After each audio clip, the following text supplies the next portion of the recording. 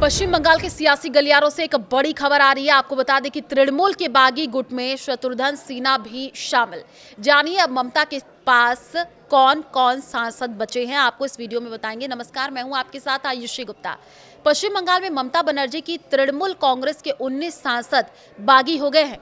सूत्रों के मुताबिक 19 बागी सांसदों ने हस्ताक्षर भी कर दिए हैं और इसी के साथ अब ममता बनर्जी के साथ केवल 9 लोकसभा सांसद बचे हैं।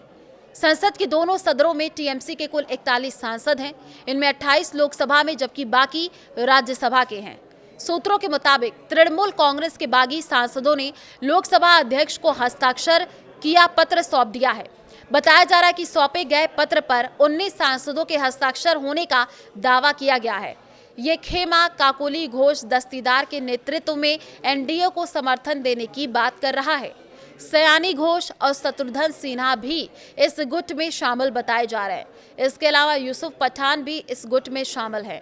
अब टीएमसी के पास सिर्फ 9 सांसद बचे हैं जो उनके साथ बने रहने का दावा कर रहे हैं। टीएमसी के बागी 19 सांसदों में काकोली घोष दस्तीदार, बारासात, जगदीश चंद्र बसूनिया और साथ ही साथ खलीलुर रहमान, यूसुफ पठान, अबू ताहिर खान और पार्थ भौमिक, साथ ही बापी हलदार, सायोनी घोष, माला रॉय और मिताली बाग, दीपक अधिकारी, कालीपत सोरेन और अरूप चक्रवर्ती, डॉक्टर शर्मिला सरकार, शत्रुघ्न सिन्हा, असित कुमार माल और शताब्दी रॉय और हुगली से सांसद रचना बनर्जी शामिल है। अब ममता बनर्जी ने कभी सोचा भी नहीं होगा कि पश्चिम बंगाल में विधानसभा चुनाव हारने के बाद से उनकी पार्टी टीएमसी की अस्तित्व की लड़ाई लड़नी पड़ेगी। बीते कुछ दिनों से टीएमसी के भीतर ऐसा तूफान उठा है कि अब कोई बड़ा नेता इस्तीफा भी दे रहा है तो सामान्य लगने लगा है। ममता बनर्जी की सबसे खास रही सयानी घोष का नाम भी उन 20 बागी सांसदों में है जिन्होंने पार्टी के खिलाफ बगावत कर दी है। रिपोर्ट्स के मुताबिक कभी बीजेपी को खुलेआम चुनौती देने वाली सयानी घोष की राजनीति ने यू टर्न ले लिया है।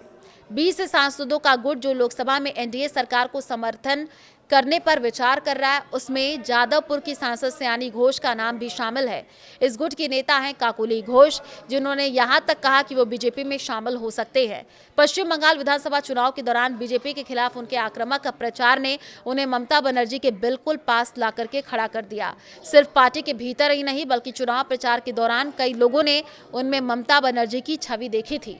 ममता बनर्जी के लिए चुनाव प्रचार के दौरान उनका गीत एक बार छेड़ दे नौका माझी जाबू मदीना, आमार हृदय माझे काबा, नयाने मदीना काफी चर्चा में रहा। बीजेपी ने इसे ध्रुवीकरण करने वाला बताया था।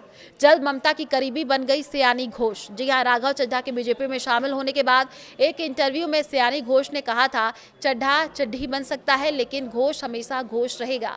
तब बीजेपी ने उन पर सिख और पंजाबी समुदाय का अपमान करने का आरोप लगाया था। सयानी घोष 2021 के पश्चिम बंगाल विधानसभा चुनाव से पहले टीएमसी में शामिल हुई। बीजेपी को निशाना बनाते हुए अपने जोशीले भाषण और ममता बनर्जी के लिए अपने मजबूत जन समर्थन के कारण जल्द ही पार्टी की सबसे प्रमुख प्रचारकों में से एक बन गई। पिछले हफ्ते ऋतव्रता बनर्जी के नेतृत्व में पार्टी के कुल 80 विधायकों में से 58 ने खुल करके बगावत कर दी और बंगाल में प्रमुख विपक्षी दल बनने का दावा किया। पश्चिम बंगाल विधानसभा अध्यक्ष ने पिछले बुधवार को ऋतव्रता बनर्जी जून 2026 को पश्चिम बंगाल के विपक्ष के नेता के रूप में मान्यता दी। वहीं पर सांसद काकोली घोष ने सोमवार 8 जून 2026 को एनडीए को समर्थन देते हुए ये दावा किया। तो आप क्या सोचते हैं इसके बारे में कमेंट करके जरूर बताइए।